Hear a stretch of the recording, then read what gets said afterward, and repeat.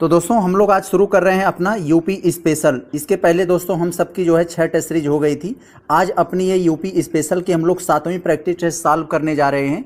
एक से बढ़कर एक प्रश्न है जो यूपी स्पेशल के पूरे सिलेबस को आपको टच करा देगी। तो आप पूरा वीडियो को देखिएगा। यहाँ पर देखें, पहला प्रश्न जो आपसे पूछा जा रहा है, यहाँ पर आपको कुछ स्टेटमेंट दिए गए हैं और बताना है कौन सा सही है। तो ज़रा देखें, सब लेवल के प्रश्न है मेरे भाई, एक भी प्रश्न को आप मत छोड़िएगा। पहले वाले स्टेटमेंट में कह रहे हैं कि चंबल नदी मध्य प्रदेश में उत्पन्न होती है। बिल्कुल मेरे भाई, मध्य प्रदेश से वहाँ से आती है जहाँ बाबा साहब का जन्म हुआ था। आप लोग जानते हैं बाबा साहब का जन्म मध्य प्रदेश के महू क्षेत्र में हुआ था, गांव में। वहीं से ये आती है चंबल नदी और उत्तर प्रदेश के इटावा के यमुना नदी में मिल जाती है। बिल्कुल दोस्तों, ये बात एकदम आपने पढ़ा होगा, जाना होगा, तो ये बिल्कुल सही है। पहला वाला स्टेटमेंट सही है। दूसरा कह रहे हैं दामोदर नदी छोटा नागपुर पठार से होकर बहती है। बिल्कुल मेरे भाई, दामोदर नदी छोटा नागपुर पठार से होकर झारखंड से, तो यहाँ से ये भी वाला सही है। तीसरा वाला कह रहे हैं सुवर्ण रेखा नदी अरब सागर में गिरती है। नहीं मेरे भाई, बंगाल की खाड़ी में गिरती है ये। इसमें जो है कहा जाता है कि सोने के कण पाए जाते हैं, इसीलिए इसका नाम सुवर्ण रेखा रखा है। तो ये पूरब की तरफ लगभग बहती है, बंगाल की खाड़ी में जाकर गिर जाती है। तो यहाँ से ये वाला तो यहाँ पर इन्होंने गलत दे दिया है, तीसरा वाला। तो आपका जो सही होना चाहिए 1 और 2, ऑप्शन नंबर आपका यहाँ पर सी बनेगा। 1 और 2 स्टेटमेंट आपका सही है और तीसरा गलत है। आगे चले अगर हम लोग देखें यहाँ दूसरे वाले में, तो आपको साथियों यहाँ पर मिलाना है, मिलाकर बताना है कि कौन सा हमारा ये सही है। एक तरफ आपको यहाँ पर्वतमाला दे दिया है, एक तरफ महाद्वीप। कौन सा पर्वतमाला किस महाद्वीप में है? तो सिंपल सा प्रश्न है। तो देखें, यहाँ पर आपसे पूछा जा रहा है ड्रैकेंसबर्ग, डी से ड्रैकेंसबर्ग, डी से दक्षिण अफ्रीका। तो दक्षिण अफ्रीका की ये महत्वपूर्ण पर्वतमाला है। इंडीज़ जानते हैं विश्व की सबसे जो है विस्तृत जो है ये पर्वतमाला है। किस में है ये सॉरी मैंने गलत मिला दिया, ड्रैकेंसबर्ग बोल सही रहा हूँ, मिलाया गलत। तो यहाँ पर ड्रैकेंसबर्ग ये दक्षिण अफ्रीका में है, यहाँ पर ये अफ्रीका हो जाएगा। इंडीज़ दक्षिण अमेरिका हो जाएगा। आल्प्स क्या हो जाएगा दोस्तों? यूरोप। और रॉकीज़ कहाँ किस महाद्वीप से संबंधित है? उत्तरी अमेरिका की। यहाँ से आपका ये हो जाएगा। तो कौन होगा? ए वाला हमारा 4 पे जाएगा। तो ए वाला 4 कहाँ है? सिर्फ यही है और कहीं नहीं है। तो आप सबको पहले ही काट देंगे, इतने से ही आपका काम बन जाएगा। बहुत अच्छा। आगे चले दोस्तों, अगर हम लोग देखें, हालांकि ये यूपी स्पेशल से नहीं है लेकिन इसमें पूछा गया है कई बार। आगे अगर हम लोग देख, कुछ सवाल ऐसे होते हैं आपको लगेगा नहीं यूपी स्पेशल का, लेकिन पता नहीं क्यों वो पूछ लिया जाता है बहुत ज़्यादा। उत्तर प्रदेश के भूगोल से संबंधित साथियों आपको कुछ स्टेटमेंट दे दिया है, पढ़ के बताना है कौन सा हमारा ऑप्शन बताना सही है। तो चले हम लोग अगर पहले वाले को देखें, तो यहाँ करें विंध्याचल पर्वत श्रेणी राज्य के दक्षिणी भाग में है, यानी उत्तर प्रदेश के दक्षिणी भाग में। बिल्कुल दोस्तों, मध्य प्रदेश के आज जो बॉर्डर एरिया है वहाँ पर ये पाई जाती है, तो ये बिल्कुल सही है। यहाँ पर ये दक्षिण में तो है ही उत्तर प्रदेश के। दूसरा वाला का अगर हम देखें कर रहे हैं गोमती नदी यमुना की सहायक नदी है। नहीं मेरे भाई, यह जो है गंगा की सहायक नदी है।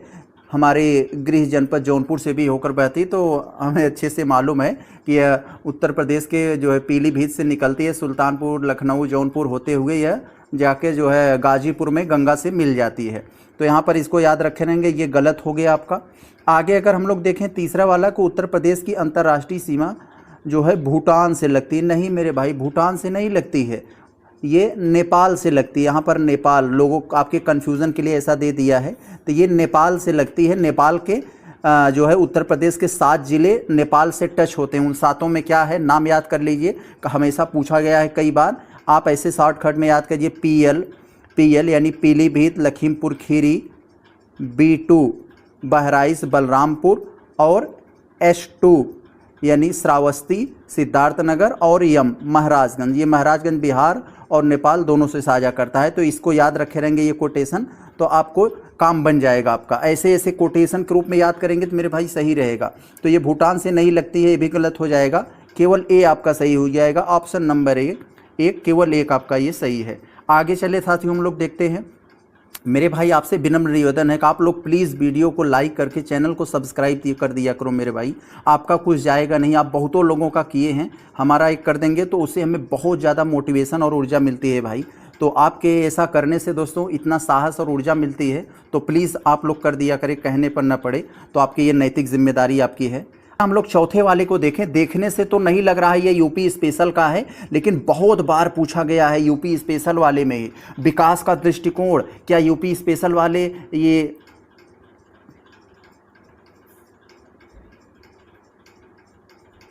तो दोस्तों प्रश्न संख्या हम लोग अगर यहाँ चौथे को देखें तो देखने से लग नहीं रहा है ये यूपी स्पेशल का है, लेकिन कई बार इसमें ये पूछा गया है, बहुत ज़्यादा इंपॉर्टेंट है।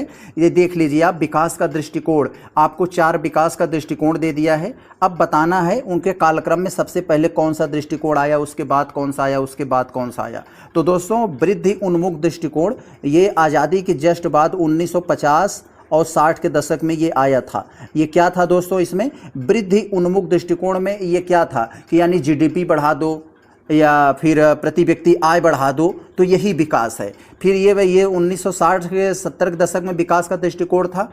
फिर दोस्तों ये 1970 और 80 के दशक में जो आया, 1970-80 के दशक में जो आया, इसमें कहा गया कि नहीं सिर्फ जीडीपी या फिर प्रति व्यक्ति जो राष्ट्रीय आय बढ़ाने से विकास नहीं होगा, ये बुनियादी आवश्यकताएं जो है उसको बढ़ाइए, यानी जैसे शिक्षा, स्वास्थ्य, रोजगार, इसको डेवलप कीजिए, यह अच्छा विकास होगा। फिर बाद में पता चला कि ये भी अच्छा नहीं है।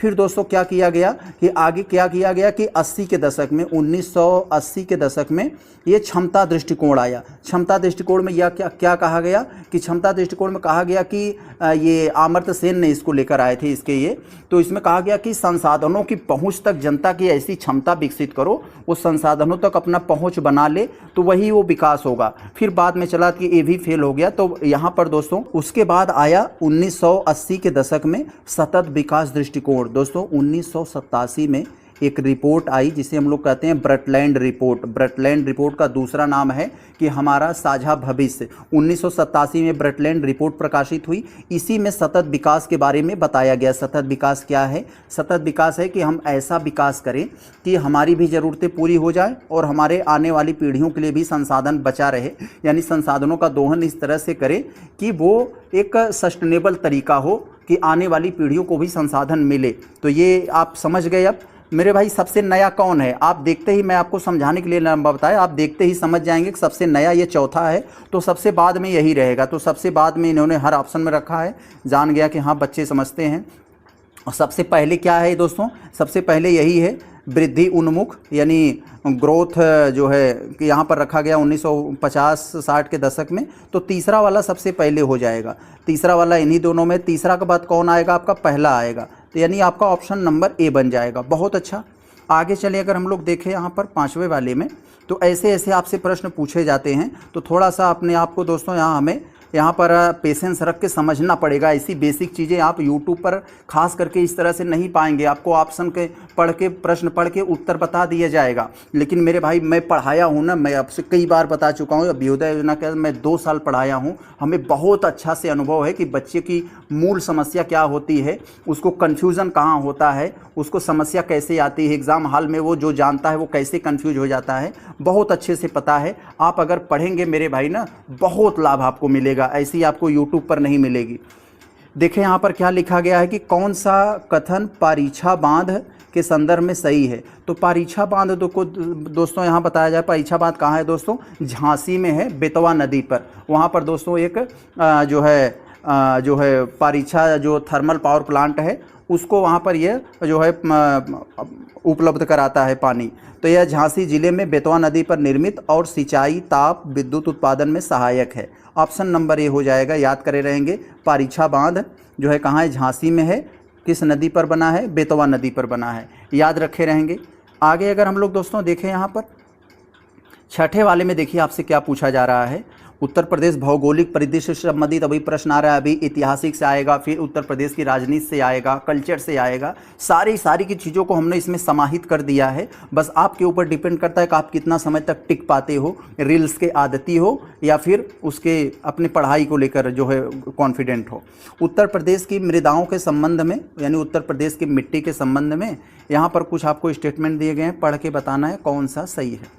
तो अगर हम लोग पहला वाले को देखें तो कह रहे हैं भूर मृदा सामान्य रूप से तराई वाले क्षेत्रों में पाई जाती है। तो नहीं मेरे भाई, तराई जैसे हम लोग तराई का मतलब ये कह रहे हैं कि नेपाल के थोड़ा सा दक्षिण में जो है, यानी गंगा के मैदान के थोड़ा सा उत्तर में। तो नहीं दोस्तों, ये भूर मृदा जो है ये गंगा और उसकी सहायक नदियों के आसपास पाई जाती है, ये तराई क्षेत्रों में नहीं पाई जाती है। तो यहाँ पर ये बात यहाँ पर गलत हो गई, इसको याद करे रहेंगे।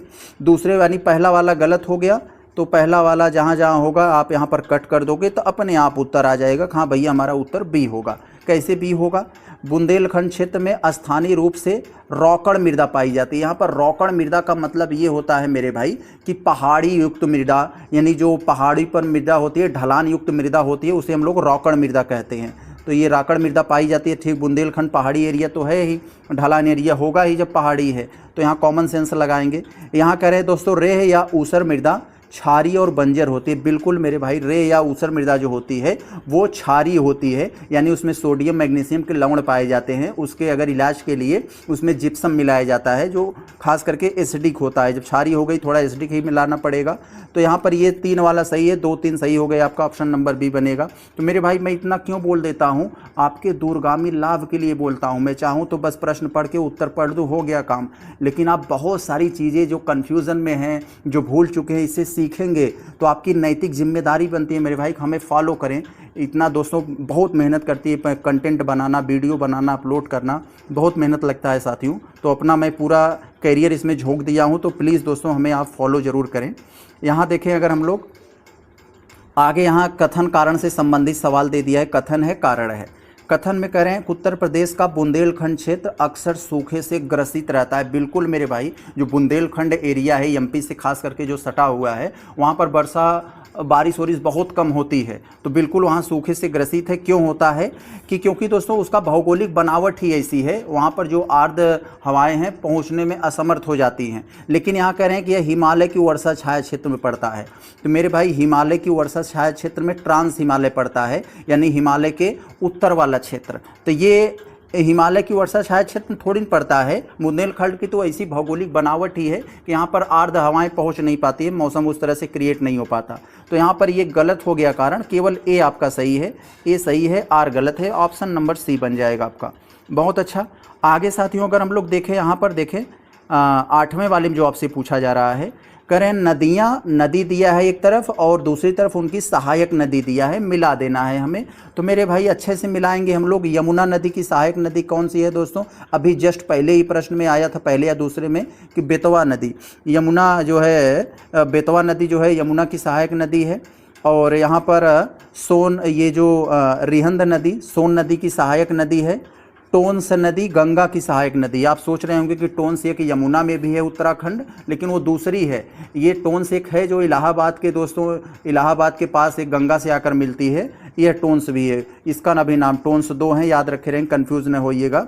और यहाँ पर एक जो है आपका ये पहला वाला, ये गंडक का कौन हो जाएगा? ये गंडक की मतलब घाघरा की सहायक नदी गंडक है। तो यस, तो यहाँ पर आपका कौन सा बना? ए वाला 2 पर गया, बी वाला 1 पर, ए 2 बी 1 सी 3 डी 4।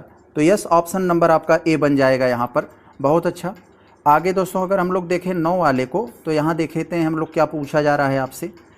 कह रहे हैं कि उत्तर प्रदेश निम्नलिखित में से कौन सी नदी, उत्तर प्रदेश की कौन सी नदी राज्य की सीमाओं के भीतर ही बहती है और गंगा में मिल जाती है? मतलब उत्तर प्रदेश में ही वो निकलती है, उत्तर प्रदेश में ही गंगा से मिल जाती है, किसी दूसरे राज्य से उसका संबंध नहीं हो। तो मेरे भाई गोमती भी है ऐसा, ये पीलीभीत से निकलती है और लखनऊ, सुल्तानपुर और यहाँ जौनपुर से होते हुए गाज़ीपुर में जाकर गंगा से मिल जाती है। एक तो ये हो जाएगा। क्या यमुना है? यमुना तो दोस्तों ये उत्तराखंड से आती है, ये तो नहीं होगा, पहले काट देंगे। बेतवा को देखेंगे दोस्तों, ये भी नहीं होगा, ये भी मध्य प्रदेश की साइड से आती है, ये भी नहीं होगा। वरुड़ा देखेंगे दोस्तों, ये प्रयागराज भदोही की सीमा से निकलती है और बनारस में जाकर गंगा से मिल जाती है। वरुड़ा के नाम से ही दोस्तों वाराणसी पड़ा है। वरुड़ा और 80 नदियों के नाम को जोड़कर वरुड़ा 80, फिर बाद में इसे वाराणसी कहा जाने लगा। तो ये दोनों है, यहाँ पर थोड़ा सा ये ऑप्शन वाला देना चाहिए था, यानी ए और डी दोनों आपका आंसर हो जाएगा। ए और डी यहाँ पर दोनों बनेगा, याद रखना, क्योंकि दोनों ही उत्तर प्रदेश से ही निकलती हैं, उत्तर प्रदेश में ही गंगा से मिल जाती हैं। आगे चलें, देखें अगर हम लोग दोस्तों यहाँ पर 10वें वाले में थोड़ा ध्यान देंगे।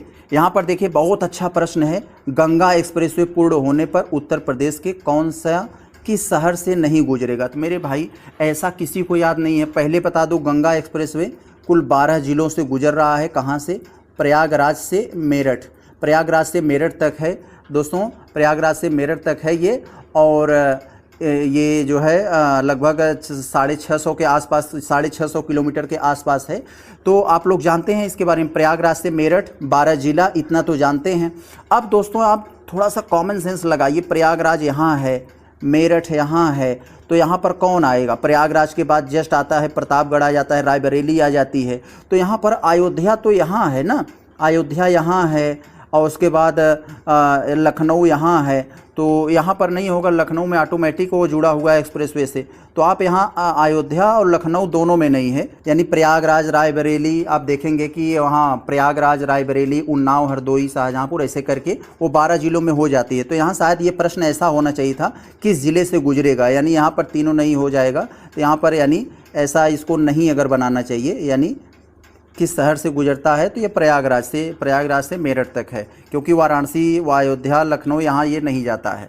यहाँ आप देख लीजिएगा। आगे अगर हम लोग देखें साथियों यहाँ पर 11 वाले में, तो यहाँ देखिए आपसे क्या पूछा जा रहा है। उत्तर प्रदेश में सोन नदी के संदर्भ में, उत्तर प्रदेश में सोन नदी के संदर्भ में निम्नलिखित कथनों पर विचार करना है और हमें उत्तर देना है, सही उत्तर देना है। ध्यान दिया करिए, सही पूछ रहे हैं गलत पूछ रहे हैं।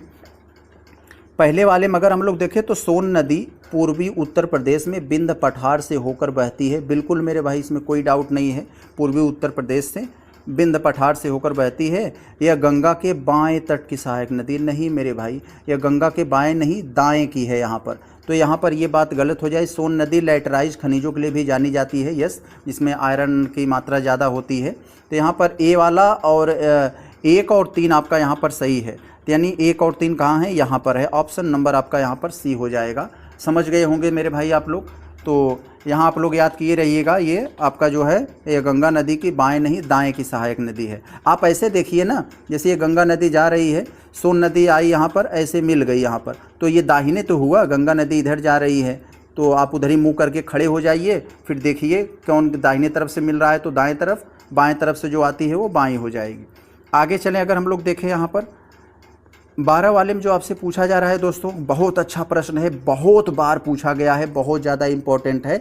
कई बार ये दोनों बता देते हैं, कन्फ्यूज़न दूर हो जाएगा। उत्तर प्रदेश में कृषि जलवायु क्षेत्रों के संदर्भ में आपको कुछ स्टेटमेंट दिया है, बताना है कौन सा सही है।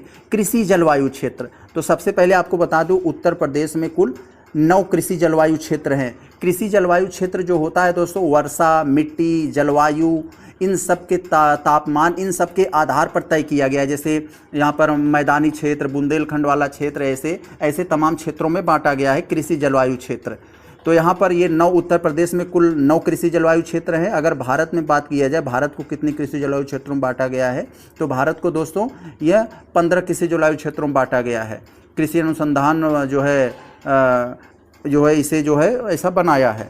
तो आगे अगर हम लोग देखें, भारतीय कृषि अनुसंधान परिषद ने यहाँ पर पहला वाला कह रहे हैं कि बुंदेलखंड क्षेत्र में अर्ध शुष्क जलवायु पाई जाती है। बिल्कुल मेरे भाई, जो बुंदेलखंड एरिया है वहाँ पर वर्षा कम होती है, तो अर्ध शुष्क जलवायु तो पाई जाएगी ना, यानी बहुत कम वर्षा होती है वहाँ, बिल्कुल सही है। दूसरे वाले की बात करें अगर हम लोग, उत्तर प्रदेश राज्य को 8 कृषि जलवायु क्षेत्रों में विभाजित किया गया है। 9 मेरे पहले बताया मेरे भाई, 9 कृषि जलवायु क्षेत्र में, तो ये बात यहाँ पर गलत हो गई। दूसरा गलत हो गया, तो जहाँ 2-2 है आप काट कर दीजिए, आपका उत्तर मिलेगा।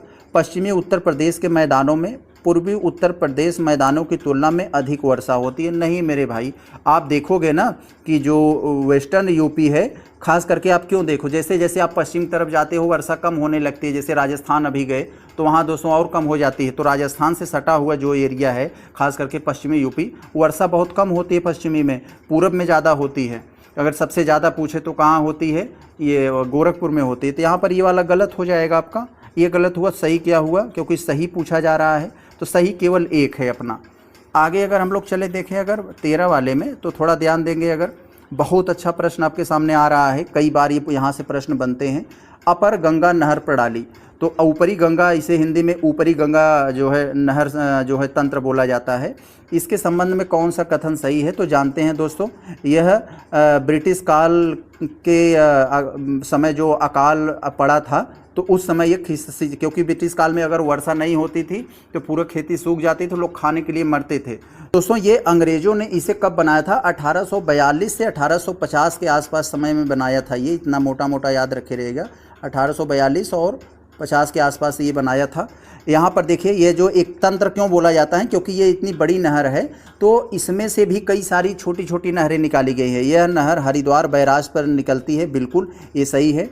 इसमें जल संसाधनों के समान वितरण के लिए उप नहरों, मैंने पहले कहा ना, इसमें बड़ी सारी छोटी छोटी नहरें निकाली गई हैं। यह नहरों का एक बड़ा नेटवर्क है। यस, 3 के तीनों आपके सही हैं। ऑप्शन नंबर आपका ये डी बन जाएगा, उपरोक्त सभी। आगे अगर दोस्तों हम लोग देखें यहाँ तो प्रश्न 14 में आपसे जो पूछा जा रहा है कि एक सेकंड यहाँ थोड़ा ऐसे करें, सही है। अब कह रहे हैं कि जिलों और उनकी प्रमुख कृषि फसलों के संबंध में आप विचार करना है। कुछ जिला दिया गया है और उनकी कृषि फसल दिया गया है, तो इन पर विचार करके आपको बताना है कि कौन सा सही सुमेलित हैं। आपको 3 जोड़े दिए गए हैं। पहले हम कह रहे हैं लखीमपुर खीरी में गन्ना, बिल्कुल मेरे भाई, गन्ना से खीर बनता है, तो बिल्कुल ये सही है। ललितपुर में दोस्तों आप लोग जानते हैं मध्य प्रदेश से सटा हुआ है, तो मध्य प्रदेश में सोयाबीन बड़ी मात्रा में होता है, तो यहाँ पर भी होगा, नो डाउट, ये भी सही है। बलिया में कह रहे हैं काला नमक चावल, मेरे भाई सरासर आपकी आंख में धूल झोंक रहे हैं। ये बलिया काला नमक चावल से संबंधित नहीं है।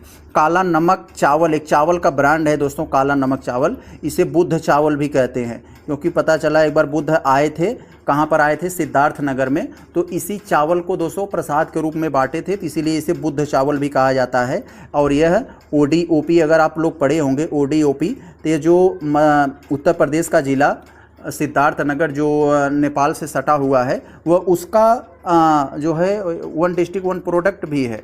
तो समझ रहे होंगे आप। तो केवल 1 और 2 आपका सही हुआ। ऑप्शन नंबर यहाँ आपका सी बनेगा।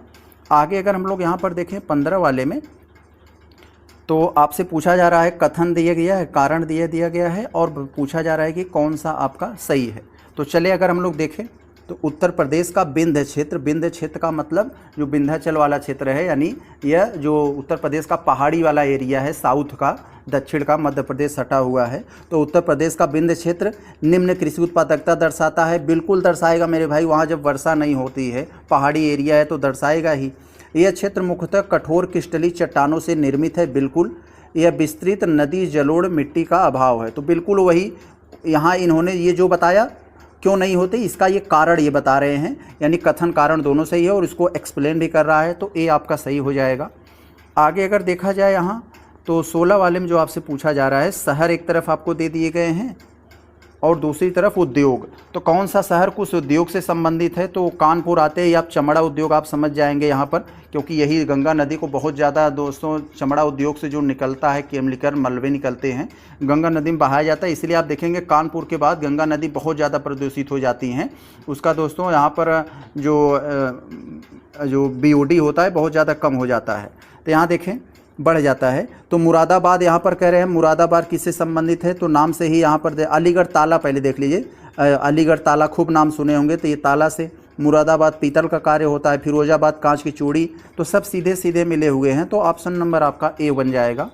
आगे अगर हम लोग देखें 17 वाले में, तो कह रहे हैं कि नदियों का पश्चिम से पूर्व की दिशा में उत्तर प्रदेश के प्रवाह के क्रम में बताना है, तो यानी उत्तर प्रदेश में ही जो नदियां बहती हैं, तो उनको पश्चिम से पूर्व की तरफ आपको सेट करना है। सबसे पश्चिम में कौन है, फिर उसके पूरब में, फिर उसके पूरब में, उसके पूरब में। तो मेरे भाई हिंडन नदी को आपको दिया है यमुना, गोमती, घाघरा, तो पहले आप यमुना को पकड़ ले, तो ऐसे मान लीजिए उत्तर प्रदेश का ये मान लीजिए ऐसे मैप है, तो यमुना नदी आप लोग जानते हैं मेरे भाई, यमुना नदी कहाँ सबसे पहले इंटर करती है, सहारनपुर में इंटर करती है। सहारनपुर सबसे यहाँ पर है, तो यमुना नदी यहाँ पर सबसे पहले इंटर करती है। अगर आप देखेंगे कि बिजनौर, गंगा नदी तो बिजनौर में करती है, बिजनौर यहाँ, यानी गंगा नदी तो इसके पूरब में ही बहती है। फिर आप देखेंगे और आगे आएंगे मेरठ वाले एरिया में, तब आपको हिंडन मिलेगा, यानी सबसे पश्चिम में तो यमुना ही है, यानी 2 आपका सबसे पहले होना चाहिए था, क्योंकि क्रम आप देखिए आपको पश्चिम से पूर्व पूछा जा रहा है, नहीं वेस्ट टू ईस्ट, तो सबसे वेस्ट में किसे रखेंगे, यमुना को ही रखेंगे, यानी सबसे पहले 2 आ जाएगा। तो सबसे पहले 2 कहाँ है, एक और ए और डी में है। उसके बाद कौन आएगा दोस्तों, हिंडन आएगा, क्योंकि ये मेरठ के आसपास पड़ जाता है, तो यानी 1 आएगा, 2 के बाद 1 आ जाएगा, तो 2 1 यहाँ पर भी है, 2 को 1 यहाँ भी है। फिर उसके बाद कौन आएगा दोस्तों, गोमती, आप जानते हैं पीलीभीत से निकलती है और गाज़ीपुर में दोस्तों गंगा से मिल जाती है। और फिर उसके बाद घाघरा देखेंगे, ये तो जो है ये अयोध्या के आसपास से बहती है ना, फिर आगे चली जाती है, तो यानी ये 4 सबसे अंत में रहेगा, तो आपका ऑप्शन नंबर ए बनेगा। आप थोड़ा सा कॉमन सेंस यूज करके, मैं आपको समझाने के लिए थोड़ा एक्सप्लेन कर देता हूँ, कॉमन सेंस यूज करेंगे तो अपने आप हो जाएगा। आगे अगर हम लोग देखें 18 वाले का, अगर हम लोग देखें यहाँ, तो आपसे खनिज दे दिया है एक तरफ और दूसरी तरफ पूछा रहा है उनका उपयोग। तो किस खनिज का क्या उपयोग है, तो आपके दिल और दिमाग में कक्षा 6 से ही रटाया गया होगा कि चूना पत्थर से ही सीमेंट बनाए जाते हैं, चूना पत्थर सीमेंट आ जाएगा।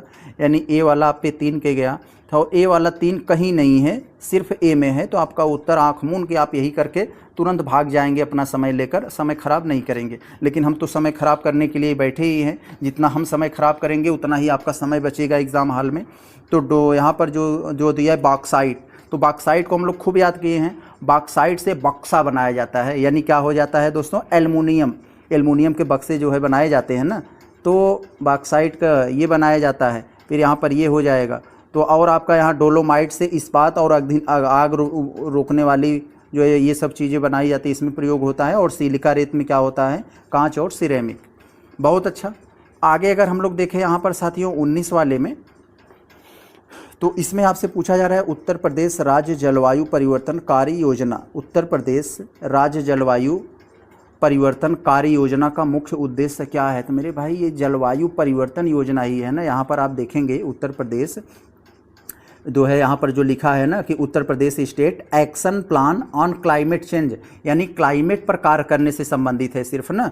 तो इसका है कि जो है पर्यावरण को बचाने के लिए एक तरह का, यानी निम्न कार्बन विकास और हरित ऊर्जा को बढ़ावा देना, यानी कार्बन को घटाना जो कार्बन को उत्सर्जन करता हो, और ग्रीन एनर्जी को बढ़ावा देना। यस तो हो सकता है, लेकिन आपसे पूछा जा रहा है कौन सा नहीं है, तो यहाँ पर ये आपको फोकस करना है। ये तो हो जाएगा।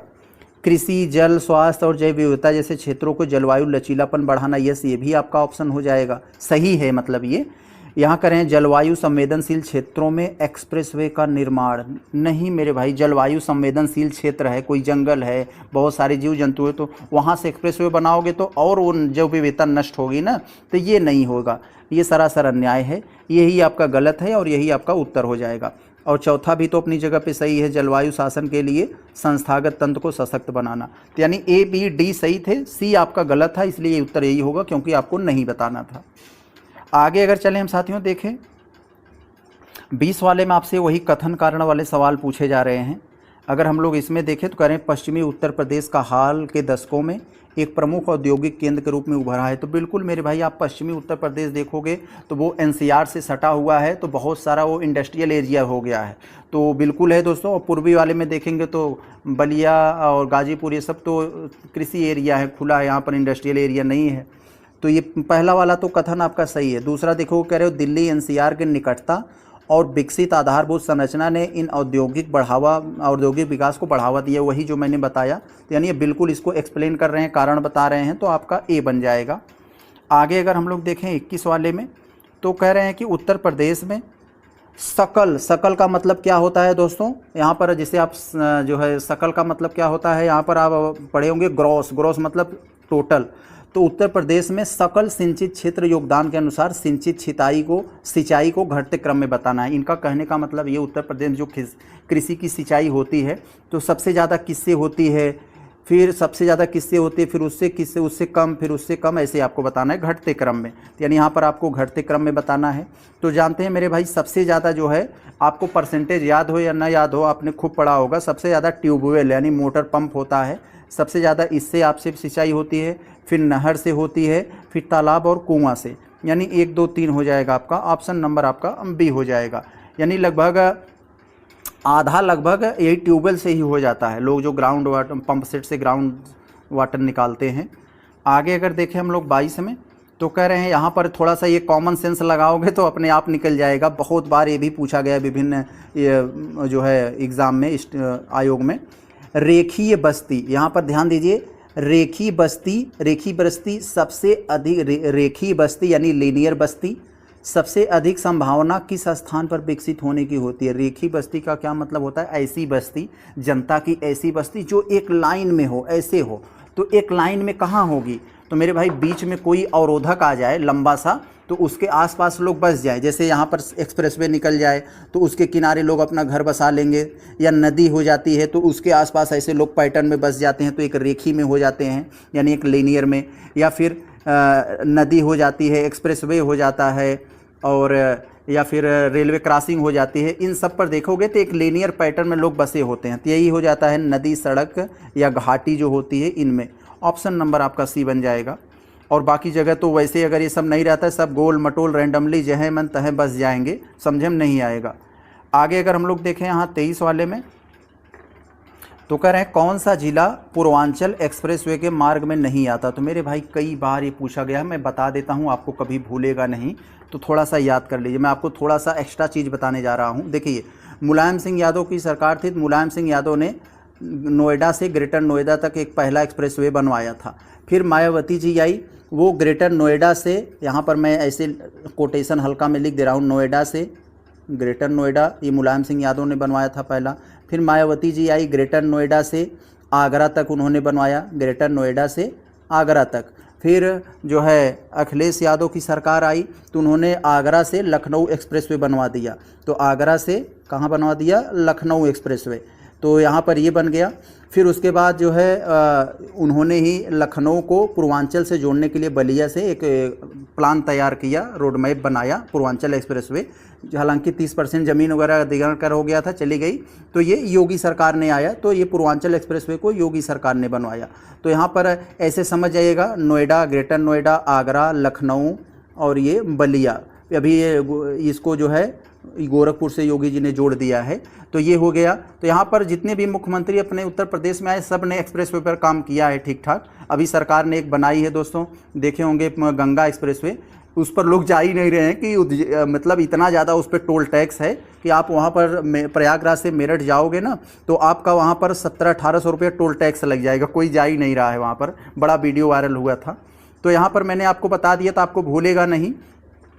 तो यहाँ पर बात की जा रही है पूर्वांचल एक्सप्रेसवे के मार्ग में नहीं आता। पूर्वांचल एक्सप्रेसवे ये वाली जो है, इसकी बात कर रहे हैं। तो पूर्वांचल एक्सप्रेसवे में ये कौन सा नहीं आता, आपको यहाँ पर ये थोड़ा सा बताना है। तो मेरे भाई आप देखेंगे कि बलिया से यहाँ पर लखनऊ तक तो बाराबंकी आ जाता है, अयोध्या आ जाता है, ये आ जाता है, लेकिन मिर्ज़ापुर नहीं आता है। तो मेरे भाई कॉमन सी बात है, अगर थोड़ा आपको याद नहीं होगा जिला, मिर्ज़ापुर तो एकदम नीचे है ना, वहाँ कहाँ ले जाएंगे एक्सप्रेस पूर्वांचल वाला, तो स्वाभाविक सी बात है यही नहीं होगा। तो मैंने जो बताया आप इसको ध्यान में रखे रहिए। आगे अगर हम लोग देखें तो उत्तर प्रदेश के दुधवा राष्ट्रीय उद्यान में संबंध में कौन सा कथन सही है, और बताना है हमें कौन सा कथन सही है। तो पहला हम देखें, दुधवा राष्ट्रीय उद्यान कहाँ है? पीलीभीत में हम लोग जानते हैं। तो दुधवा राष्ट्रीय उद्यान तराई क्षेत्र में लखीमपुर खीरी में है। तो दुधवा राष्ट्रीय उद्यान तराई क्षेत्र लखीमपुर खीरी जिले में स्थित है, और इसे 1977 में स्थापित किया गया था। तो बिल्कुल दोस्तों, ये दुधवा राष्ट्रीय उद्यान के संबंध में बिल्कुल सही स्टेटमेंट है। अब यहाँ क्या कह रहे हैं, इसे प्रोजेक्ट टाइगर के अंतर्गत 1986 में टाइगर रिजर्व घोषित किया गया था। तो दोस्तों अमूमन 1-2 साल का फ़र्क रहता है डेट में, तो ज़्यादा इशू नहीं होता है। लेकिन इसका मैंने जब थोड़ा सा रिसर्च किया इस पर, तो इसमें बताया जा रहा है कि यह 1987 में आ रहा है। तो हम इसे गलत मान लें, क्योंकि ये 1987 में रिजर्व घोषित किया गया था, 86 में नहीं। तो यहाँ पर ये वाला आपका गलत हो जाएगा, क्योंकि दोस्तों 1-2 साल का ज़्यादातर नहीं रहता है, वो इकोटोन में आ जाता है, लेकिन जो फैक्ट रहता है वहाँ पर तो गलत हो ही जाएगा। तो ये यहाँ पर फैक्ट है, ये 1987 में घोषित किया गया था। तो एक आपका केवल ए सही हो जाएगा, ऑप्शन ए। आगे अगर हम लोग यहाँ पर देखें 25 वाले में, तो आपसे पूछा जा रहा है कि वन्यजीव अभ्यारण्य यहाँ पर दे दिया गया है और जिला दे दिया गया है, मिला देना है। तो सूर सरोवर कहाँ है? आगरा, तो सॉरी हाँ आगरा में ही है। और पटना, तो पटना नाम है पटना, लेकिन यह एटा में है, उत्तर प्रदेश के एटा में, तो जहाँ से अमीर खुसरो से संबंधित है, वहाँ पर जन्म हुआ था उनका। तो लाख बहोशी, तो आप कन्नौज में इत्र बनता, इत्र सुनकर आप बेहोश हो जाओगे, तो यहाँ ये हो जाएगा कतरनिया घाट, बहराइच, ये हो जाएगा। तो आपका कौन सा सही हुआ? ए वाला 2 पर, बी 3 पर, A2 B3 सिर्फ यही है और कहीं नहीं। आगे चले हम लोग देखते हैं, अगर 26 में अगर देखें तो यहाँ आपसे पूछा जा रहा है, थोड़ा ध्यान देंगे, कह रहे हैं कि संरक्षित वनों के बफर जोन में पर्यटन को बढ़ावा देने के लिए, जो संरक्षित वन हैं, जहाँ पर क्रियाकलाप करने की मनाही होती है, तो उनमें पर्यटन को बढ़ावा देने के लिए उत्तर प्रदेश सरकार ने कौन सी इको टूरिज्म शुरू किया है? तो दोस्तों बफर में सफ़र योजना, ऑप्शन नंबर सी। इसमें क्या होगा कि उसमें से होकर एक मतलब जो इको टूरिज्म से संबंधित बस होगी वहाँ से निकाला जाएगा। तो जो आप बफर में जो वहाँ पर जो इको जो सारी चीज़ें हैं प्राकृतिक, उसका आनंद लेते हुए सफ़र करोगे। आगे अगर हम लोग देखें 27 का, तो इसमें आपसे जो पूछा जा रहा है यहाँ पर थोड़ा ध्यान देंगे, करें किस संस्थान का मुख्यालय उत्तर प्रदेश के लखनऊ शहर में स्थित है? ऐसी कौन सी इंस्टीट्यूशन है जिसका मुख्यालय हेडक्वार्टर लखनऊ में ही स्थित है? तो मेरे भाई केंद्रीय औषधि एवं सुगंधित पौधा संस्थान, ये लखनऊ में है, जानते ही आप लोग। राष्ट्रीय प्रयोगशाला पशु केंद्र, ये भी दोस्तों लखनऊ में ही है, ये भी जानते हैं। राष्ट्रीय फैशन प्रौद्योगिकी संस्थान, इसका मुख्य हेडक्वार्टर दोस्तों तो दिल्ली में है, इसका मुख्य हेडक्वार्टर तो दिल्ली में है, लेकिन इसकी एक ब्रांच उत्तर प्रदेश के रायबरेली और वाराणसी में भी है। तो लेकिन यहाँ पर न तो रायबरेली है न तो वाराणसी है, तो यहाँ पर कह दिया, तो यहाँ पर लखनऊ की सिर्फ बात हो रही है, तो ये नहीं होगा, यानी 3 नहीं होना चाहिए हमारे ऑप्शन में। तो ये नहीं होना चाहिए, ये नहीं होना चाहिए। तो भारतीय गन्ना अनुसंधान, यस ये भी लखनऊ में है। तो 1 2 4 ऑप्शन नंबर सी बनेगा आपका। आगे देखें, राष्ट्रीय फैशन प्रौद्योगिकी संस्थान जानते रहिए, इसका मुख्य दिल्ली में है और 2 इसके हेडक्वार्टर रायबरेली और वाराणसी में भी है। तो यहाँ देखें, अगर 28 में जो आपसे पूछा जा रहा है, कहाँ चला गया यार, 28 में जो आपसे पूछे जा रहे हैं, 1 डिस्ट्रिक्ट 1 प्रोडक्ट से संबंधित सवाल है दोस्तों। यस, उत्तर प्रदेश सरकार 2018 में दोस्तों 1 डिस्ट्रिक्ट 1 प्रोडक्ट लेकर आई थी, यानी हर ज़िले की जो उसकी पारंपरिक उत्पाद थे उसको पहचान दिलाने के लिए। तो इसीलिए ODOP शुरू किया गया, 1 डिस्ट्रिक्ट 1 प्रोडक्ट, एक ज़िला एक उत्पाद। इनमें कौन सा आपका गलत है? तो आपने पढ़ा होगा फर्रुखाबाद सुगंधित साबुन से संबंधित है, पहले ही गलत, हमने याद किया है। फर्रुखाबाद में ये कपड़ों की रंगाई से संबंधित होता है, यानी ये टेक्सटाइल से संबंधित है, यानी कपड़ों से। तो आप कपड़ा पहनकर जब निकलोगे बाहर तो फड़फड़ा के उड़ेगा, तो यहाँ पर फर्रुखाबाद, फड़फड़ाना मतलब कपड़ा यानी टेक्सटाइल, तो हमने याद किया है कोटेशन से, तो ये गलत हो जाएगा, तो यही आपका उत्तर होगा। तो यहाँ पर ये सुगंधित साबुन नहीं है, यानी आप क्या कह सकते हो, ये तीनों अपनी जगह पे सही है, क्योंकि हमसे गलत पूछना था। सहारनपुर वुड क्राफ्ट से संबंधित है, आजमगढ़ ब्लैक पॉटरी, गाजीपुर हस्तनिर्मित कालीन। आगे ज़रा देखा जाए अगर 29 में, तो 29 में कह रहे हैं दोस्तों, कौन सा विश्वविद्यालय सबसे पहले स्थापित हुआ था? दोस्तों उत्तर प्रदेश के यहाँ जो विश्वविद्यालय दिए गए हैं, सबसे पहले कौन स्थापित हुआ था? तो दोस्तों आपको बहुत पहले से ही रटाया गया होगा, उत्तर प्रदेश का सबसे पुराना विश्वविद्यालय इलाहाबाद यूनिवर्सिटी है, ऑप्शन नंबर ए। आपने खूब रटा होगा। एक इसी तरह का सवाल UPPCS 2024 में भी पूछ लिया गया था, ऐसे ही था, इलाहाबाद विश्वविद्यालय से संबंधित स्टेटमेंट था उसमें, तो ये आप समझ गए होंगे। तो अगर आप देखोगे तो इलाहाबाद विश्वविद्यालय ये कब बनाया गया था दोस्तों? ये 1887 में। तो आप यहाँ पर देख सकते हो, तो ये आपका इलाहाबाद विश्वविद्यालय कब बनाया गया? तो 1987 में ही, यस ये वाला 1987 में ही है। और BHU को तो आप लोग जानते हैं, मदन मोहन मालवीय के प्रयासों से ये 1916 में ये बनाया गया। और अलीगढ़ मुस्लिम आप लोग जानते हैं, सैयद अहमद खान, ये जो है 1875 में इसकी स्थापना हुई। और जो 1875 में तो दोस्तों जो एंग्लो इंडिया जो है, जो AMU के मतलब अलीगढ़ मोहम्मडन ओरिएंटल कॉलेज से हुआ था, लेकिन इसका नाम अलीगढ़ मुस्लिम विश्वविद्यालय तो 1920 में पड़ा ना, तो 1920 इसको लिखेंगे, क्योंकि ये अलीगढ़ मुस्लिम विद्यालय दे दिया है। पहले इसका नाम AMO था, तो Aligarh Mohammedan Anglo oriental college, फिर अलीगढ़ AMU किया गया, 1920 में किया गया, तो 1920 इसको करेंगे। और भीमराव अम्बेडकर जो यूनिवर्सिटी है लखनऊ में, यह 1996 में बनाई गई थी, 1996 में, तो यानी सबसे अंत में यही है। तो कह रहे हैं कि बता दिया मैं डेट आपको कि आप कंफ्यूज ना हो। आगे चले हम लोग देखें अगर, तो 30 वाला में यहाँ पर पूछा जा रहा है, कुंभ मेला 2025 का लोगो वेबसाइट पर किसने लॉन्च किया? मेरे भाई योगी जी ही लॉन्च करेंगे, और क्या। आगे है अगर हम लोग देखें यहाँ पर, जनगणना 2011 के अनुसार उत्तर प्रदेश का सबसे कम जनसंख्या वाला जिला कौन है? तो दोस्तों उत्तर प्रदेश का सबसे कम जनसंख्या वाला जिला अगर पूछे तो आप किसे बताओगे मेरे भाई? ये महोबा को बताओगे। महोबा जो आपको जो है ये साउथ में है, ये बुंदेलखंड वाले क्षेत्र से है, मध्य प्रदेश सटा हुआ महोबा। अगर सबसे अधिक जनसंख्या पूछ ले तब क्या बता दोगे? तब प्रयागराज बता दोगे आप। तो यहाँ पर ये हो जाएगा। अगर क्षेत्रफल में पूछ ले तब, क्षेत्रफल में अगर पूछ ले सबसे बड़ा क्षेत्रफल किसका है तब, तो सबसे बड़ा क्षेत्रफल वाले में लखीमपुर खीरी का है, लखीमपुर खीरी का, और सबसे छोटा क्षेत्रफल हापुड़ का है। ये हापुड़ याद रखे रहेंगे, ये क्षेत्रफल के मामले में सबसे छोटा है और इस क्षेत्रफल मामले में सबसे बड़ा। प्रयागराज जनसंख्या के मामले में सबसे बड़ा, महोबा जनसंख्या के मामले में सबसे छोटा। चले हम देखते हैं आगे। तो इतना जानकारी जो बता देते हैं आपको बहुत सरप्लस करेगा ये एग्ज़ाम में। 2011 की जनगणना के अनुसार उत्तर प्रदेश की कितनी प्रतिशत जनसंख्या शहरी क्षेत्रों में निवास करती है? 2011 की जनगणना आप देखोगे तो उसमें लगभग 22% बताया गया है, लगभग 22% कुछ है, तो लगभग 22% कहा गया है कि यह शहरों में निवास करती है और लगभग 78% जनसंख्या ये ग्रामीण जनसंख्या बताई गई है। तो यहाँ पर ये आपका 22 है, यहाँ लगभग 22 यहाँ हो जाएगा। तो अब लगभग 30-32 के आसपास पहुंच चुकी है। अभी जनगणना 2027 की हो रही है तो आप देखेंगे इसमें लगभग 30 के आसपास पहुंच गई है। आगे अगर हम लोग देखें यहाँ 33 वाले में, तो उत्तर प्रदेश की 2011 के जनगणना में धार्मिक समूहों से संबंधित बात की जा रही है। तो हम लोग खूब रटे हिंदू, मुस्लिम, सिख, ईसाई, जैन, बौद्ध। तो ये कहाँ है मेरे भाई? हिंदू, मुस्लिम, सिख, ईसाई, हिंदू, मुस्लिम,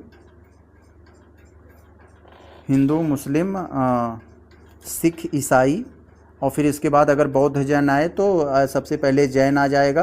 यहाँ पर सबसे पहले जैन, उसके बाद बौद्ध।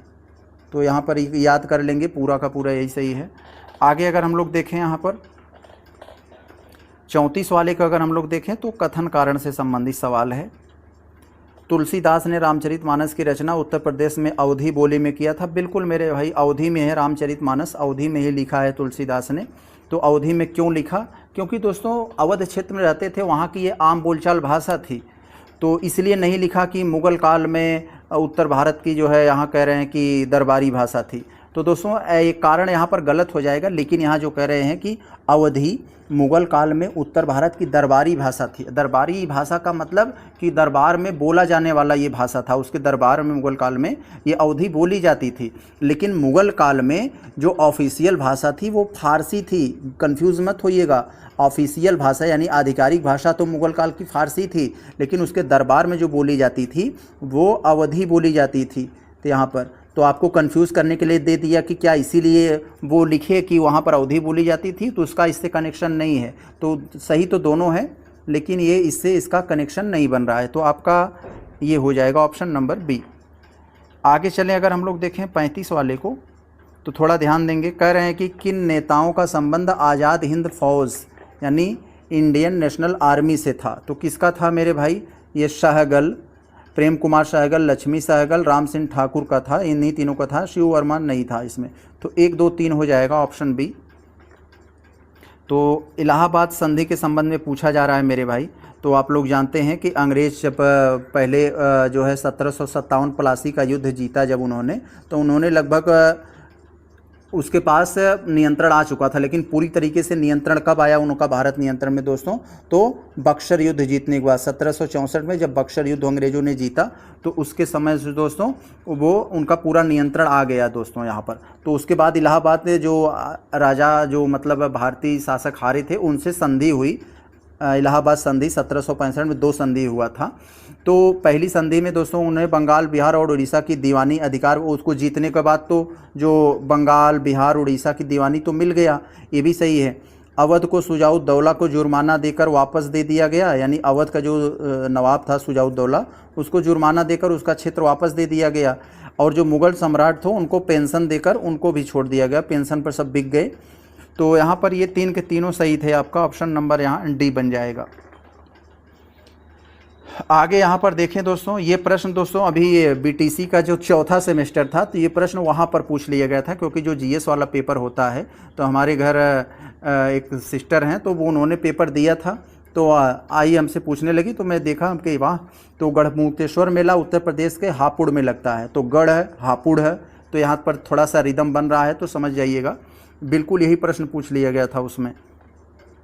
आगे अगर हम लोग देखें तो ऐसा नहीं कि सिर्फ वहाँ पूछा था इसलिए मैं डाल दिया, ये कई जगह पर पूछा गया है, बहुत बार पूछा गया है यूपी स्पेशल में, यूपी पीसीएस वगैरह में। आगे देखें यहाँ पर काकोरी षड्यंत्र केस के संबंध में, यहाँ पर आपको मैं कई सारा चीज़ बताऊंगा जो आपको हमेशा के लिए याद हो जाएगा। काकोरी षड्यंत्र केस के संबंध में कौन सा कथन सही है तो बताना है यहाँ पर। काकोरी में आप लोग जानते हैं दोस्तों, तो इसका उद्देश्य था कि सरकारी धन को लूटना था, तो बिल्कुल उन्होंने ट्रेन को लूटा लखनऊ के आसपास, तो वहाँ पर उनका सिर्फ धन लूटना था कि अपना मिशन आगे बढ़ाने के लिए, तो ये बात सही है। कह रहे हैं अशफाक उल्ला खान और राम प्रसाद बिस्मिल को इस षड्यंत्र में फांसी दी गई थी, तो बिल्कुल दी गई थी। इन्होंने आधी अधूरी बात बताई लेकिन केवल नहीं लिखा तो हम मान लेते हैं, अगर कह देता केवल अशफाक उल्ला खान राम प्रसाद बिस्मिल फांसी हुआ तब गलत हो जाता, क्योंकि इसमें 4 लोगों को हुआ था। कौन 4 लोग याद रख लीजिए, तो ट्रिपल आर का मतलब राम प्रसाद बिस्मिल और रोशन सिंह, राजेंद्र लाहिड़ी, अशफाक उल्ला खान। तो यहाँ तो दोस्तों रोशन सिंह मतलब आँख से रोशनी निकलती है, इसलिए इनको नैनी में फांसी दिया गया, ऐसे याद कर लीजिए। रोशन सिंह मतलब रोशनी यानी नैन यानी नैनी में इनको फांसी दिया गया था। और राम प्रसाद बिस्मिल तो राम है यानी गोरखपुर में, तो इनको गोरखपुर के जेल में फांसी दी गई थी। और ये राजेंद्र लाहिड़ी को इनको गोंडा में जो है जेल थी उसमें फांसी दिया गया था। अशफाक उल्ला खान को फैज़ाबाद में दिया गया था। तो ये बहुत बार पूछा जाता है कंफ्यूज करने के लिए, तो आपको मैं बता दिया, भूलेगा नहीं कभी। कह रहे हैं इस षड्यंत्र केस की जिम्मेदारी हसरा ने लिया था। नहीं मेरे भाई, जब हरा अपना काकोरी षड्यंत्र केस में जो मतलब मिशन स्टार्ट किया था वो हरा ने दिया था, हिंदुस्तान रिपब्लिक एसोसिएशन ने। और काकोरी कांड के बाद जब सब बिछड़ गए, ये बना था 1924 में। हरा जो बना था काकोरी कांड के लिए, तो ये 1924 में बना था। फिर इस कांड के बाद जब इन लोगों को फांसी हो गई, सब भाग गए, बिखर गया, तो चंद्रशेखर आज़ाद के नेतृत्व में ये 1928 में तब हसरा बना, हिंदुस्तान सोशलिस्ट रिपब्लिक एसोसिएशन। तो यहाँ पर ये गलत दे दिया है, यहाँ पर हसरा नहीं हरा होना चाहिए था ये वाला, तो ये यहाँ पर ये गलत हो जाएगा। तो आपका 1 और 2 सही हो जाएगा, ऑप्शन ए। बहुत अच्छा, आगे चले हम लोग देखते हैं यहाँ पर। तो यहाँ आपसे जो पूछा जा रहा है उत्तर प्रदेश के प्राचीन नगरों के विभिन्न राजवंशों की राजधानियाँ, तो कौशाम्बी दोस्तों इसका जानते हैं वत्स थी राजधानी, कन्नौज का हर्षवर्धन था। तो यहाँ पर वैशाली तो बिहार में है, ये तो गलत हो जाएगा, यहाँ पर वैशाली बिहार से संबंधित है, तो ये यहाँ पर नहीं रहेगा। झांसी का यहाँ भी शुंग नहीं है, शुंग वंश तो यहाँ पर भी नहीं था, तो श्रावस्ती और झांसी यहाँ पर गलत दे दिया इनका मैच, तो 1-2 हो जाएगा केवल आपका, ऑप्शन नंबर सी बनेगा। तो दोस्तों अगर हम लोग आगे देखें 40 वाले को, तो कह रहे हैं कि किस वर्ष वर्तमान उत्तर प्रदेश का संपूर्ण क्षेत्र बंगाल प्रेसिडेंसी से अलग करके आगरा प्रेसिडेंसी के अधीन कर दिया गया। तो मेरे भाई मैं बता दूं, पहली 3 प्रेसिडेंसी थी, 1834 के पहले 3 प्रेसिडेंसी थी। कौन कौन दोस्तों? बंगाल थी, महाराष्ट्र था, मद्रास था, बंगाल, महाराष्ट्र, मद्रास। लेकिन दोस्तों 1933 का एक्ट लेकर आया था, आप लोग जानते हैं 1833 का जो एक्ट लेकर आए थे आप लोग जानते हैं ना, कंपनी से इसको चाय का और चीन के साथ व्यापार जो छीन लिया गया था दोनों। 13 वाले में तो केवल ये दोनों छोड़ा गया था, 33 वाले में दोनों भी छीन लिया गया। इसी भी जो एक्ट के तहत ये 1834 में जो है एक नया प्रेसिडेंसी बनाया गया, आगरा प्रेसिडेंसी। तो 4 हो गई प्रेसिडेंसी, तो ऑप्शन नंबर आपका यहाँ सी बन जाएगा, याद करे रहेंगे। संख्या 41 को देखें, बहुत ज़्यादा बार ये भी पूछा गया है यहाँ से, ये आपके कल्चर से संबंधित है। अमीर खुसरो का जन्म एटा में हुआ था, आप लोग जानते हैं दोस्तों। कासगंज जो कासगंज जो पहले एटा ज़िले का हिस्सा था, तो यहाँ हुआ था। यहाँ पर ये वाला तो अब सही है, लेकिन पूछा जा रहा है कौन सा सही नहीं है। मिर्ज़ा गालिब जानते हैं, उर्दू शायर, आगरा में हुआ था। जोश दोस्तों, ये जोश कौन थे? एक प्रसिद्ध शायर थे जोश, इनका नाम मलिहा मतलब इनका जो है मलिहाबाद से इनका संबंध था, इनका जन्म वहाँ हुआ था। तो ये तीनों सही हैं, गलत आपका ये डी है। तो राम प्रसाद बिस्मिल का जन्म प्रयागराज में नहीं हुआ था दोस्तों, यहाँ पर इन्होंने गलत कर दिया है। इनका जन्म दोस्तों जो हुआ था इनका, तो वो शाहजहाँपुर में हुआ था, प्रयागराज में नहीं। यहाँ पर ये शाहजहाँपुर, तो यहाँ गलत इन्होंने कर दिया है, तो यही डी वाला आपका उत्तर हो जाएगा। बाकी सब अपनी जगह पे तो सही हैं, लेकिन उत्तर नहीं होगा क्योंकि नहीं पूछा जा रहा है। आगे अगर देखें हम लोग ये 42 वाले में, तो 2011 की जनगणना के अनुसार उत्तर प्रदेश की साक्षरता दर 2001 से 11 तक कितना वृद्धि हुआ था। तो सबसे पहले जान लीजिए कि 2011 का ही समझ लो, काम दे देगा बहुत। इसमें उत्तर प्रदेश की साक्षरता कितनी थी दोस्तों, तो मोटा मोटा आपको बता दें कि ये 67.86 था। तो आप बता दें मोटा मोटा 67। तो अगर ये तो औसत रूप से उत्तर प्रदेश की साक्षरता, लेकिन 2011 के, लेकिन अगर आपको पुरुष पूछे तो 10 बढ़ा देना, ये 77 बता देना, 77%। अगर महिला पूछे तो इससे 10 घटा देना, 57 बता देना, तो आपका काम बन जाएगा। लेकिन आपको 2001 का पूछा जा रहा है। 2001 में दोस्तों कितनी थी औसत साक्षरता? लगभग 56 था, यानी 11 लगभग कम था औसत रूप से। तो औसत रूप से 11 कहाँ है? यहाँ है। तो ऑप्शन नंबर आपका ये 56 कहाँ था? ये 2001 का था, 2001 का। तो याद रखे रहेंगे। आगे चले अगर हम लोग देखते हैं यहाँ पर, तो मिलाना है हमें, यहाँ पर मिलाकर हम लोग को बता देना है कि कौन सा हमारा यहाँ पर ये सही होगा। ये कहाँ से सेट होगा यार? तो आपसे जो पूछा जा रहा है यहाँ पर, एक तरफ बांध का नाम है, दूसरा तरफ नदी, कौन सा बांध किस नदी पर बनाया गया है? चले देखें। तो ओबरा दोस्तों बांध कहाँ पर है? ये रिहंद नदी पर है। रिहंद नदी वहाँ ये सोनभद्र से संबंधित है। और माता टीला, तो ये दोस्तों आप लोग जानते हैं माता का बेटवा, तो ये बेतवा नदी पर है। और ये मेज़ा जो है दोस्तों, ये बेलन नदी पर है दोस्तों, ये टोंस नदी की सहायक नदी। और बाकी एक बच रहा है आपका काठी, ये रामगंगा से हो जाएगा। तो आपका ओबरा 2, यानी ए वाला 2 पर जाएगा। ए 2 कहाँ है? सिर्फ यही है और कहीं नहीं है। और बी वाला आपके 3 पे गया, सी वाला 4, डी 1। बहुत अच्छा। आगे अगर हम लोग को 44 को देखें, तो आपसे जो पूछा जा रहा है कि विचार करना है और विचार करके बता देना है कौन सा सही नहीं है। तो कौन सा सही नहीं है मेरे भाई? इलाहाबाद विश्वविद्यालय की स्थापना 1887 में पहले मैंने बता दिया था। और काशी हिंदू विश्वविद्यालय की स्थापना 1916 में हुआ था, पहले ही बता दिया था मैंने। तो आपका कौन सा सही नहीं है? तो मेरे भाई कह रहा है कौन सा सही नहीं है। तो मेरे भाई सही तो दोनों निकल गए, तो यानी ऐसा हमारा कोई नहीं है जो गलत है, तो डी हो जाएगा हमारा। आगे चले अगर हम लोग देखें यहाँ पर 45 को, तो कह रहे उत्तर प्रदेश में चौखंडी स्तूप कहाँ है? तो वाराणसी में है। ऑप्शन नंबर बी हो जाएगा आपका। आगे अगर देखें तो निम्नलिखित में से कौन सा सुमेलित नहीं है? तो कौन सा सुमेलित नहीं है भाई? आल्हा बुंदेलखंड से संबंधित है, जानते हैं आप लोग। बिरहा पूर्वांचल से संबंधित है, भोजपुरी में गाया जाता है खासकर अहिर समुदाय के द्वारा। चैती कह रहे हैं रुहेलखंड से संबंधित है, नहीं मेरे भाई, ये भी अवध और पूर्वांचल क्षेत्र से संबंधित है। खास करके ये जो पूर्वी एरिया है, पश्चिमी बिहार और पूर्वी एरिया, यहाँ पर चैती यानी चैत के समय जो एक विशेष प्रकार की महिलाएं गाना गाती थी। हम लोग तो हैं जौनपुर से, हम लोगों में यहाँ कल्चर था।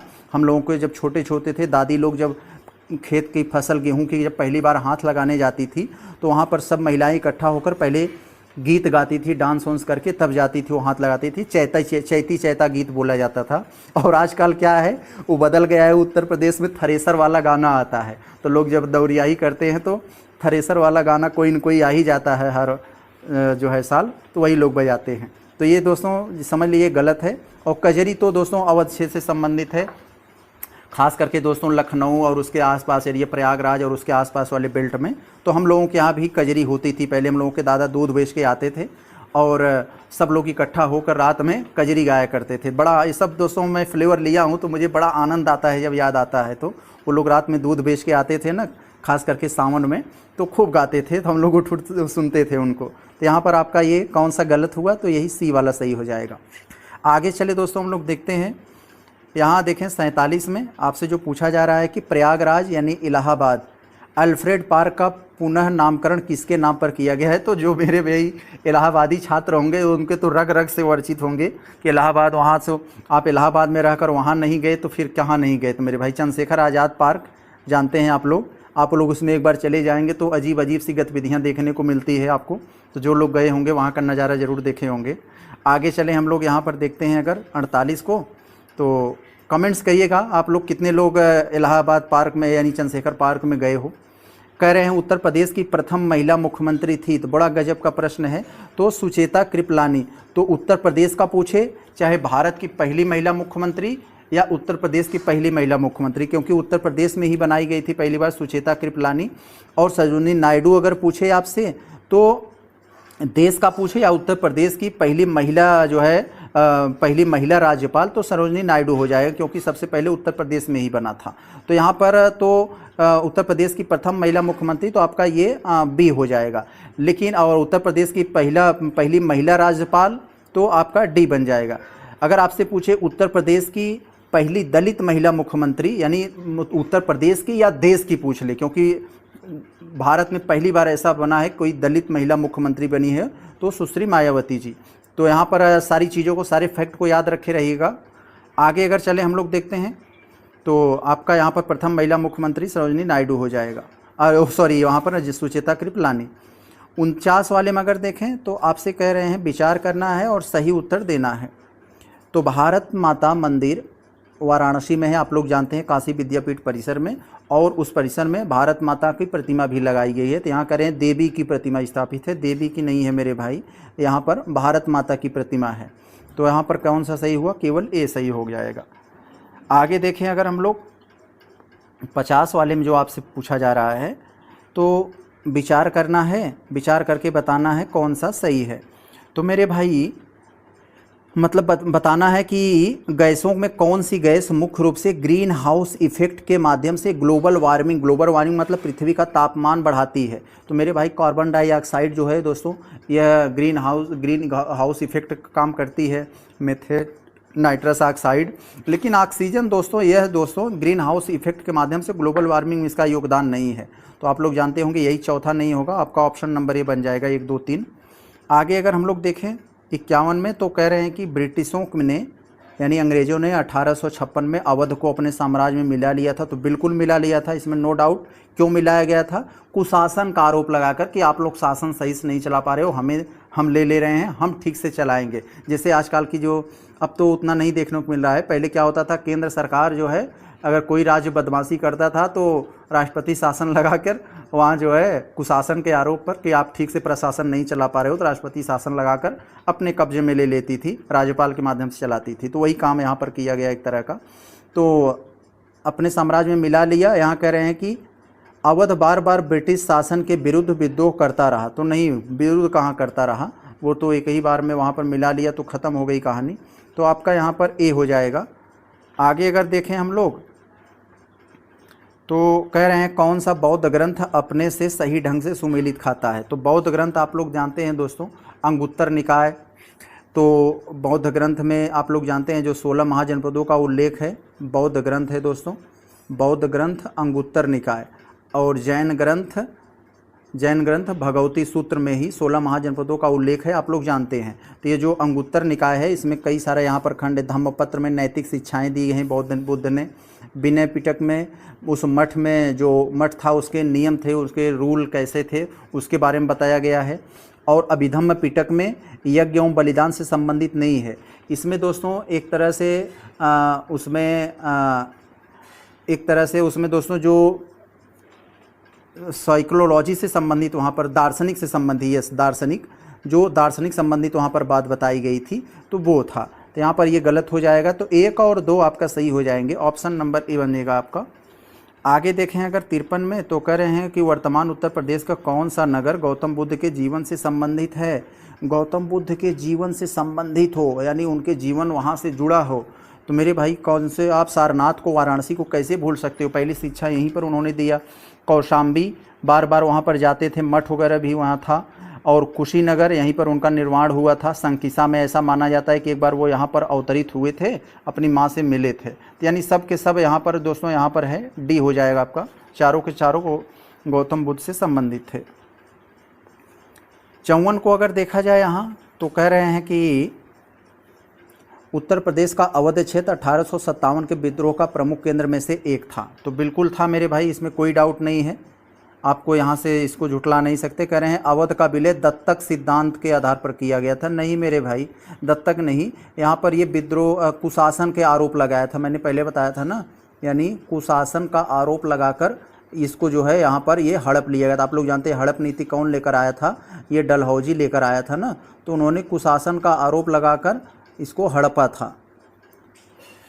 आगे देखें अगर, ये तो आपका पहला कारण तो सही है, आपका कारण तो सही है। अगर हम लोग यहाँ पर यानी सॉरी कारण गलत हो जाएगा, कथन सही है। तो ए आला आपका सी हो जाएगा, ए सही आर गलत। आगे अगर देखा जाए तो कह रहे हैं कि वाराणसी नगर में के संदर्भ में कौन सा कथन सही है। तो वाराणसी में आप लोग जानते हैं दोस्तों, इसका सबसे पहले उल्लेख का जो है ऋग्वेद में हुआ था, काशी के रूप में, आप लोग जानते हैं 4 वेदों में सबसे पुराना। तो ये तो सही है आपका, ये सही है। और दूसरा वाला का अगर देखें तो गुप्त काल में संस्कृत अध्ययन का एक प्रमुख केंद्र था दोस्तों वाराणसी, ये भी समझ जाते हैं, आप लोग पढ़े होंगे। तो और चीनी यात्री ह्वेनसांग वाराणसी की भी यात्रा किया था जब आया था हर्षवर्धन के शासनकाल में, तो यही सही है। तो ह्वेनसांग यानी ह से नाम आ रहा है, किसके शासनकाल में आया था? हर्षवर्धन के आया था। तो ये भी कई बार पूछा गया है, यच याद रखे रहिएगा, कोटेशन ऐसा याद रहोगे भूलेगा नहीं। तो तीनों आपका हो जाएंगे ऑप्शन नंबर डी। अगर हम लोग यहाँ 56 वाले को देखें तो आपसे पूछा जा रहा है उत्तर प्रदेश में हुए जो कुछ आंदोलन हुए थे, उत्तर प्रदेश में जो कुछ आंदोलन हुए थे उसको सही क्रम में व्यवस्थित करना है। तो मेरे भाई 1857 का विद्रोह तो 1857 में ही होगा, 58 में तो होगा नहीं। बाबरी मस्जिद तो विध्वंस हुई थी 1992 हुई थी, हमेशा चर्चा में आता है जब चुनाव आता है कहीं। तो किसान सभा आंदोलन 1918 में उत्तर प्रदेश के प्रतापगढ़ में, आप लोग जानते हैं। और एका आंदोलन, ए से एका 1 से 21, तो कौन सा आपका यहाँ पर हो जाएगा? मदारी पासी ने एका आंदोलन का नेतृत्व किया था, जानते हैं।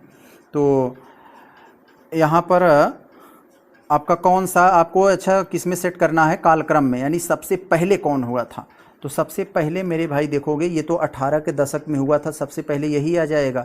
यानी पहला सॉरी 1857 का विद्रोह ना, बाबरी मस्जिद, किसान सभा आंदोलन, एका आंदोलन, सबसे पहले कौन आएगा आपका? एक आएगा। सबसे पहले एक कहाँ पर है? यहाँ पर नहीं है, तो इसको पहले हटा दो।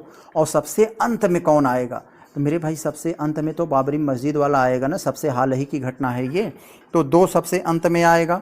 तो यानी अब आप 4 को भी, पहले वाले को भी हटा सकते हो, ये भी नहीं होगा, इन्हीं दोनों में से कोई होगा। तो उसके बाद कौन आएगा? बाबरी मस्जिद के जो है पहले कौन सी घटना थी? तो ये किसान सभा वाली थी, 18 वाली। तो 3 आ जाएगा यहाँ पर, ऑप्शन नंबर आपका सी बन जाएगा। अगर हम लोग 57 को देखें तो कह रहे हैं कि घटनाएं दी गई हैं उत्तर प्रदेश से संबंधित, तो बताना है आपको सही कौन है, कौन सा सही मेल खाती है। तो मेरे भाई चौरी चौरा गोरखपुर में हुआ था, आप लोग जानते हैं, जब गांधी जी असहयोग आंदोलन शुरू किए 1920 में, तो चौरी चौरा कांड जो हुआ उस पर गांधी जी बंद कर दिए जो है 5-6 फरवरी 1922 को। फिर जो मोतीलाल नेहरू और सी आर दास गुस्सा होकर 1923 में एक पार्टी भी बना लिया था, स्वराज पार्टी, आप लोग जानते होंगे। तो इसके बारे में पूछा जाता है, इसलिए मैं बता दिया यहाँ पर। आगे यहाँ काकोरी कांड लखनऊ के पास हुआ था, नेहरू का जन्म इलाहाबाद में हुआ था, भारत छोड़ो आंदोलन का भाषण ये झांसी में नहीं हुआ था दोस्तों, यह मुंबई के में आसपास हुआ था। तो यहाँ ये चौथा गलत हो जाएगा, तो 1, 2, 3 बनेगा आपका ऑप्शन नंबर ए। अगर हम लोग देखें यहाँ 58 वाले को देखें तो कह रहे हैं कि मीराबाई, कथन में कह रहे हैं मीराबाई जो एक जो है कृष्ण की भक्त थी, आप लोग जानते हैं, कवित्री थी, कवित्री भी थी वो, उत्तर प्रदेश क्षेत्र से उनका घनिष्ठ संबंध रहा थी दोस्तों, वृंदावन मथुरा से, बिल्कुल सही है। कथन कारण में कह रहे हैं वह तुलसीदास के अनुयायी थी, मेरे भाई तुलसीदास की नहीं, कृष्ण जी की अनुयायी थी वो। और इनके गुरु कौन थे? अगर गुरु पूछे जाए मीरा के गुरु कौन थे तो रैदास थे, जो है संत रविदास। तो आगे यहाँ पर आप देखें तो आपका ये तो कारण गलत हो जाएगा, केवल ए सही है, आर गलत हो जाएगा। 59 में कह रहे हैं किन प्रदेश के किन नेताओं ने संविधान सभा में भाग लिया था? संविधान सभा में भाग कौन लिया था? कुछ जो उस समय जिंदा रहे होंगे, तो जवाहरलाल नेहरू ने ही लिया था, आप तो जानते ही हैं। गोविंद बल्लभ पंत थे, यही यूपी के पहले मुख्यमंत्री बने थे। रफ़ी अहमद किदवई भी थे, लेकिन मदन मोहन मालवीय दोस्तों इनकी 1946 में ही इनकी डेथ हो गई थी, तो ये नहीं पहुंच पाए थे, वही जो बीएचयू की स्थापना से जुड़े थे। तो यहाँ पर 1, 2, 3 आपका हो जाएगा ए वाला। आगे अगर हम लोग देखें तो 60 वाले का अगर हम लोग देखते हैं तो आपसे जो पूछा जा रहा है कि निम्नलिखित में से किन स्थलों को प्रागैतिहासिक शैलचित्र यानी प्री हिस्टोरिकल रॉक पेंट पर मतलब पाए गए हैं? तो सोनभद्र में ही पाए गए हैं दोस्तों, चित्रकूट में भी। और बिठूर कहाँ है? बिठूर कानपुर में है, आप लोग जान लीजिए, यही बिठूर, कानपुर का जो बिठूर क्षेत्र है, यहीं पर माँ सीता ने लव कुश को जन्म दिया था, और यहीं पर जो है वाल्मीकि साहब ने रामायण की रचना भी की थी। लेकिन ये प्रागैतिहासिक शैल जो प्री हिस्टोरिकल रॉक पेंटिंग से नहीं जुड़ा है। और झांसी भी दोस्तों जो विद्रोह था उस समय, जो अपना राष्ट्रीय विद्रोह चल रहा था, तो उसमें भाग लिया था, लेकिन ये रॉक पेंटिंग से नहीं है, तो 1 2 आपका हो जाएगा, केवल ऑप्शन नंबर ए बनेगा। तो दोस्तों यहाँ तक प्रश्न संख्या 60 तक हम लोगों ने विस्तार से देख लिया अपने ये यूपी स्पेशल वाली 7वीं टेस्ट सीरीज को। तो इसको हम पार्ट ए नाम देकर यहीं पर रोक रहे हैं, वीडियो ज़्यादा लंबा ना हो जाए, तो इसको हम अगला पार्ट बनाएंगे। बाकी इसके बाद जितने प्रश्न बचे हैं अभी, एक से बढ़कर एक आपको पावरफुल प्रश्न मिलेंगे, तो वो आपको हम पार्ट बी में दिखाएंगे। और दोस्तों आपसे एक निवेदन है कि आप लोग पार्ट बी नहीं देखते हैं तो हमारे बनाने का कोई मतलब नहीं निकलता भाई। आप लोग देखते हैं जितना रिस्पांस ए वाले में देते हो, बी वाले में आपको लगता होगा कि क्योंकि उस पर मैं थंबनेल पे यहाँ पर लिखा रहता हूँ ये पार्ट बी है, तो आप लोग ध्यान नहीं दे पाते हो, आपको लगता है कि वही जो हम कल देखे थे वही वाला है, थंबनेल वही रहता है, लेकिन वहाँ पर मैं पार्ट बी लिख देता हूँ। तो आप लोग थोड़ा सा ध्यान दिया करिए। आगे चले हम लोग मिलेंगे अब हम लोग पार्ट बी में। नमस्कार।